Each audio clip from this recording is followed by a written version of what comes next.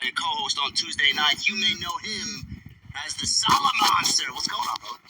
You know, if you were in front of me right now, I think I would smack the shit out of you because you told me Oh, God. I had to watch this QT Marshall video before we went on the air here. And so I did. It's 2 minutes of my life I will never get back because of you. Bro, you mean to tell me you're not ready to bring the boom on Sunday night? No, I'm ready to bring the boom to you, but you're over there. I can't touch you, so that's not going to happen. Chat, Jason doesn't want a double chocolate chunk cookie. You know, I saw the Rizzler. I think he could lay off the double chocolate chunk cookies if I were him. Was he 7 years old, 8 years old, this kid? Gotta be. I don't know, but he's uber popular, apparently, with the ladies. I don't know what that says about our society, but okay. I don't know, man. QT Marshall is bringing the doom. I don't know if that is the right choice of words to use during this current period in AEW television, man. But I just view from a distance. I don't really know what to say. But yes, that is happening on Sunday night. We will definitely be talking about Full Gear tonight on TNT episode 73. Thank you guys for joining us on this Tuesday night. We got a lot to get into. Man, how you feeling, man? Are you still lagging from that Jake Paul? It's Jake Paul. Logan Paul, I get them mixed up. Jake Paul and Mike Tyson boxing match that was a colossal waste of both of our times on Friday night? Well, you know what I want to know is how does a fight like that even get sanctioned? Because you have a 58-year-old man and you have a 27-year-old. I guess it's Texas, so I mean, in Texas, anything goes. But almost any other state, I don't even think that fight gets sanctioned. So it felt a little weird watching it. Mike looked great coming into the fight. Yeah, in the first round, he looked great. Well, I'm saying, but like if you watch the training footage and everything else, I mean, he looked like a beast. And then the fight started, and you got beyond the first round, and then reality set in that he's almost 60 years old. And yeah, I mean, the fight was a complete waste of time. But you know, they had over 100 million viewers globally. Over 100 million viewers. They said something like, I think it was close to 60% of all televisions in the U.S. were tuned into this fight between midnight and 1 a.m. So they got out of it what they wanted to. It was a freak show. It was a spectacle. Mike Tyson is still a draw after all these years. And I'm sure after the money he made off this, he's going to fight again at some point, right? I mean, how could he not? And we're going to get more of these. But I just want to know how the fight was even sanctioned to begin with. Well, maybe in the next fight, he'll actually throw an uppercut. You know, I said this on my show. He had the chance to do the funniest thing ever in the last 10 seconds of that fight. Because at the very end, Jake Paul, basically, he said the fight's over. There were 10 seconds left. And he stands there and he bows to Mike Tyson. And all it would have taken was one uppercut to connect. And it would have been the mother of all moments. And he didn't do it. He probably couldn't do it. He looked gassed. He looked like he was in pain. But man, what a moment that would have been. As Jake Paul bows to Mike Tyson, if he just would have fucking lifted him 6 inches up off the ground, he would have been a hero to so many people. Yeah, I would have loved to see that myself. I was hoping for a knockout. We didn't get it. Or at least a Tyson victory. We didn't get it. And Jake Paul is... He's just a dominating figure in the world of boxing, man. I'm not the biggest boxing fan, never was, but you know, you put my conspiracy theory tinfoil cap on, man.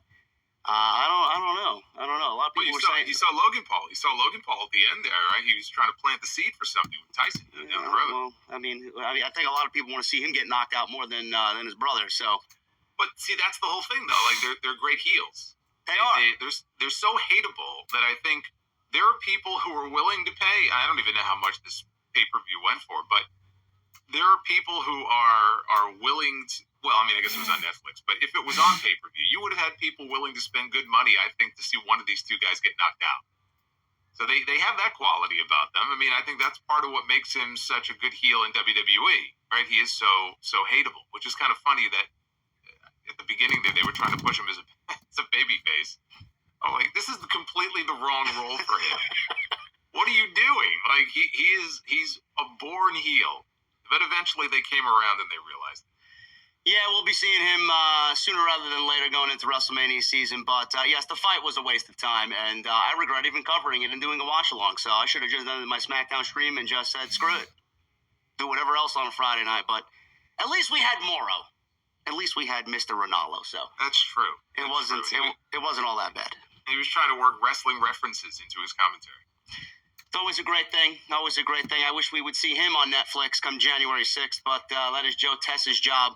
We will talk about Monday Night Raw. We will get into all the little news and notes about Monday night. Actually, that's not his job. That will be Michael Cole. That will be Michael Guest. That is correct. Michael Cole and Mr. Pat McAfee will be coming back, and Joe Tess and Wade Barrett will be moving over to Friday night. But Corey Graves. One could dream. Tony Khan should open up the checkbook for Mr. Moro Ronaldo if he wants to start throwing money around for fucking Guns N' Roses. But you don't want Excalibur on commentary anymore in the lead position? No, thank you. No, thank you. Pile driver? No. You don't want that? No? Pile driver? No, I don't want Excalibur anywhere near my TV screen. Okay, all right. Yes, we will talk about AEW, Excalibur. We'll talk about Monday night. We got a lot of WWE news and notes. Some on the Netflix. We got a destination for that show on January 6th. And we have a new theme song coming on January 6th as well, as Triple H wants to start handing out more championships. I have Sidro in the goddamn chat scaring the shit out of me on Friday night. He's like, JD, the hardcore title's coming back to TV. I'm like, no, it ain't, man. Will you shut the fuck up already? Please, no more championships. He gave Travis Scott the hardcore title, and then everybody's like, oh, look, another title coming back to WWE. He said it'll be defended on January 6th. No, it was just a token of his gratitude for the new theme music for Monday Night Raw. So we'll talk about all that. We got news on Cody, Kevin Owens, CM Punk. Is he the fifth man? We will put our conspiracy theory caps on and talk about that. We got no answers coming out of Monday Night Raw on Monday with Seth Rollins going up against Bronson Reed. And we will talk Kenny Omega, Fightful's interview with Kenny Omega, which was ridiculous. News on Danhausen and AEW downscaling to smaller venues in 2025. Gee, I wonder what it was. Was it the Collision that sold 1,000 tickets in Columbus, Ohio, or was it the fact that they're going into Chicago and they barely have 2,200 tickets out the door? I don't know. Which one is it? I don't know. Well, that's scary because that's basically their home market at this point. I mean, I know Jacksonville is, but they love Chicago, and they've run there so many times. I wonder if they burned the market out. But when I saw that they were struggling to move even 2,000 tickets in Chicago, I mean, I think that says a lot right there. Says a lot. You guys know what the problem is. We'll talk about it later on tonight here on TNT episode 73. Make sure you guys get those super chats in. It's the best way to support what Jason and I do here on Tuesday nights. So get them on in. We'll hang out at the end of the show as always. And if you guys want to hit that thumbs up, we got upwards towards 1,300 people in here already. I'm sure people will be flowing in after NXT is over, which I don't know why anybody's watching that show tonight, but you guys will certainly make your way over here after that's over. Hit that thumbs up. Let's try for 750 likes tonight live on episode 73.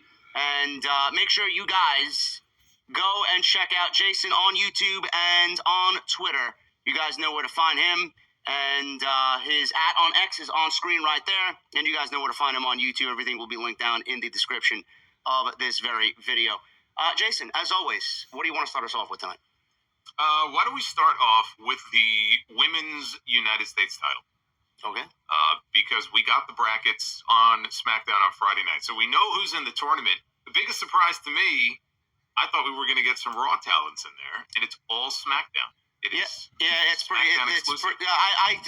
Were we hearing things? Was I hearing things? Were you hearing things? Because I know they mentioned that all women would be vying for this championship, and then we got SmackDown only brackets. Yeah. So I mean, Michael Cole made a comment the week before, and it was a passing comment. Like, we had the Nick Aldis video introducing the championship. They cut back to the announcers, and Cole mentioned Raw and SmackDown. And I don't remember exactly what the words were, but it would lead you to believe that it was going to be a mixed brand championship. But then on Friday, he mentioned Raw again. But it was, I guess in a way, what he was saying was, this will be the first ever singles women's non-world championship ever contested on Raw or SmackDown. Like, there's never been a title like this before. So I don't know if they changed their minds about how they wanted to approach the tournament, but if you watched that show 2 weeks ago, you would be led to believe that you would have women from Raw and women from SmackDown. So when I saw the bracket, I was genuinely surprised because I thought the title would be able to be defended across both shows, which is, I think, the right way to do it. But clearly it's going to be SmackDown exclusive. And of course, I don't know exactly when it will happen, but I think it's inevitable we're going to get an Intercontinental title on Raw at some point. Well, I mean, that was my next question to you, because I don't know how you felt about watching Monday Night last night, but there were two promos in the show, one from Dakota Kai and one from Lyra Valkyria, and both I made a comment on live last night on my stream. I'm like, gee, please tell me there's an Intercontinental Championship coming for the women's division without actually telling me with those two promos that I had last night. Did you get that feeling as well? With the Dakota one, I did, because at the end of her promo, she said, "I will be a champion again." And I don't see her being the women's world champion. So that tells me that there's at least serious consideration, if not a plan in place already to introduce a mid-card title. I mean, look, if you have an exclusive title to SmackDown for the women, they're going to have one for Raw. I mean, it's always one for one. It's just a matter of when they choose to introduce it. It could be next week. It could be in 3 months. But by early next year, there will be an Intercontinental Championship for the women on Raw. So the United States Championship Tournament on SmackDown looks like this. We got one match already in the books. Triple H loves his triple threat tournaments. I knew he was going to do this instead of just doing a standard one-on-one. Well, he did this. Wasn't this the way they did it with the World Heavyweight title on Raw when they introduced it? I think it was also triple threats. Yeah, he has a tendency to do the triple threat tournaments, which I don't mind because it gets more women involved. But there's just something about a standard one-on-one tournament that I like, just a little bit more, just simplified. But Bayley, Candice LeRae, and B-Fab were the opening match in the tournament on Friday night. Bayley went on to advance to the semifinals. Candice LeRae, she will be in War Games, as you guys saw on Monday night last night. She's on Team Liv with Nia and Tiffany Stratton. B-Fab, I don't know if people are really talking about B-Fab coming out of this thing, but I was actually genuinely taken aback, Jason, by how okay she looked in the ring. I wouldn't say she was like, oh my God, you got to go watch this performance from B-Fab type of situation. But I remember her in 2.0 on NXT, and she was not looking good at all. She was very rough around the edges, but she actually held her own against two of probably the best women's wrestlers in the entire company on Friday night. And I thought she looked great. The only wrestling I remember her doing in NXT, they put her and Elektra Lopez in the ring together, and both of them were very, very green. And we really haven't seen them wrestle at all on the main roster. I don't think before this past week, maybe B-Fab had one match, but I don't think either one of them had wrestled. And there have been reports that she's been training with Natty. I know Natty and her husband TJ. I think they have their own school. I think it's kind of like a finishing school. But I think she's been doing some training with them. So you could see that she's made improvements. And clearly that match on Friday was designed to put the spotlight more on her than on Bayley or Candice. Because she got more attention and focus in that match than the other two. And I thought she looked fine. Again, it wasn't anything great, but it was an improvement over the last time that I remember seeing her in the ring. So yeah, I thought she looked fine in that match. I didn't expect her to win, but I thought she held her own. The other brackets include, and we're staying on the left side, Bayley is advancing on the left side of the bracket. And then we got Bianca Belair, Chelsea Green, and Blair Davenport, who has zero chance to win this tournament, but I'm glad she's in there. Bianca Belair and Chelsea Green in the same match, Jason. How do you feel about that? Because a lot of people, when this championship was announced, Chelsea Green was at the top of a lot of people's lists to win the United States Championship. We even discussed this last week on episode 72 as her being a potential to win this entire tournament. With Bianca Belair in that same match, it seems unlikely that Chelsea Green would advance. But how do you feel about Chelsea Green not advancing further in this tournament? Now, I don't want to say it's not going to happen because it could very well happen, but I think all signs point to Bianca Belair going up against Bayley. Well, I have Chelsea moving on to the next round. So I think that at the very least, she's going to move on to the second round. I think that's going to be one of those surprise outcomes in this tournament because I think you want to have at least one surprise. The predictable way to go would be to have Bianca move on. Bianca obviously still does not like Bayley. It's one of the things I love is that whenever we see them together in a backstage segment, just the contempt that Bianca still has for this woman because Damage Control made her life a living hell for like 2 years. So that would be the match I think most people would expect. I'm predicting that Chelsea moves on. I think she ekes out a win, sneaks it out somehow, moves on to the next round, and she takes on Bayley. Okay, I'm going Bianca, so we will definitely keep an eye on that for Friday night. So Jason has Chelsea, and I have Bianca going on to wrestle Bayley on this United States Championship title tournament bracket. Jade Cargill on the opposite side, Bianca's partner. Watch Furiosa and Mad Max Saga on Max. I need a vehicle. Partner is wrestling Makn, who was also at the top of a lot of lists to possibly win the United States Championship, and Piper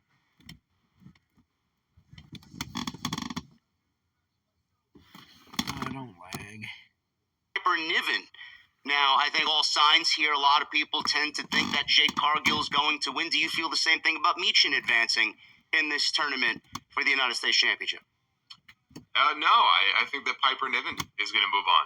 I have her as my pick to move on to the next round. So you aren't going with either Bianca or Jade. That is very interesting. No, I don't think they make it out of the first round. Okay. I'm going to go Jade. I don't know why I'm going uber predictable here, but I'm going Jade Cargill. Naomi and Tiffany Stratton will be in the same bracket along with Elektra Lopez, who has no chance to win this thing. So hopefully she looks as good in her match as B-Fab looked in her match with Bayley and Candice LeRae. But I'm going with Naomi, and I think, spoiler alert, I think Naomi's going to win the entire thing. I think Naomi's going to win the United States Championship. Well, I mean, that's what I said on my SmackDown review on Friday. I think we're getting a Bayley-Naomi final. I think all signs point to the two of them in the finals, and they did announce that the finals will be on Saturday night's main event, which I think is the right place to do it. I don't know if you've noticed this, but this has been something I've felt over the last several months, going back even to earlier in the spring. Anytime that we have a backstage segment on TV with Bayley and Naomi, there's this weird sort of underlying tension there. Even though they're friendly with each other, and I think it goes back to, there were a few segments where Naomi was pulling a Randy Orton with Cody, where she was kind of eyeballing the title, or she'd have her hand on the title for like an extended period of time. And it didn't really go anywhere, but it's something I've noticed, and I think it's building to something, and it could be a Naomi heel turn on Saturday night's main event. But I agree in that I think she wins the entire thing. She had a really good match with Nia Jax on Friday. I thought that was a really good main event that the two of them had. She fell short, but they had a hell of a match. It was a million different fucking people who interfered, either on the Tron or who came down to ringside. But I think that she goes on to win the U.S. Championship. Bayley's not going to win. I mean, Bayley doesn't need it. And I know there are a lot of people who feel that somebody like Makn or Chelsea Green should win it. I think they will. I think this championship could help elevate people like that, but I don't think that they should be the first one. I think you do want to put that title on somebody who has a more established name. And then over time, you can have people like Makn or Chelsea Green get their shot. And maybe the championship could help elevate them to a higher position on the card. But I don't know if you have Bayley and Naomi, but I got those two in the final with Naomi going over. Well, I initially, when I talked about it on Friday, I was going with Jade and Bianca, which, I mean, kind of sounds ludicrous at this point, being that they're still the tag team champions. But I did have Naomi winning the tournament, or at least in consideration to win the tournament, because I do think she is the right woman to do so after all the shortcomings that she had in her first go-around, and then even coming into this year when she returned at the Royal Rumble, she really hasn't done much of anything outside of a couple of great matches here and there on Friday night. But I feel like her being a babyface champion and then putting the championship on her would really solidify that championship. And I think out of all the women in this tournament, she deserves it, I think, more than anybody because of the hard work that she's done. And I do think that people need to start giving her flowers, because bringing Nia Jax to a match like that on Friday night, that was probably one of Nia's, if not Nia's, best match in this entire title run. And not a lot of people can say that they've done that with Nia Jax. So I think Naomi deserves her flowers, honestly.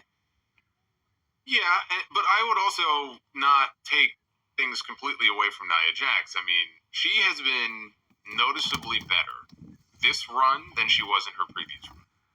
And this is not like it's her first really good match since she came back. I mean, she's had some clunkers, but the match at the beginning of the year with Becky Lynch, the match at Elimination Chamber with Rhea Ripley, and there have been a couple of other TV matches. So Nia is also improved from the last time we saw her.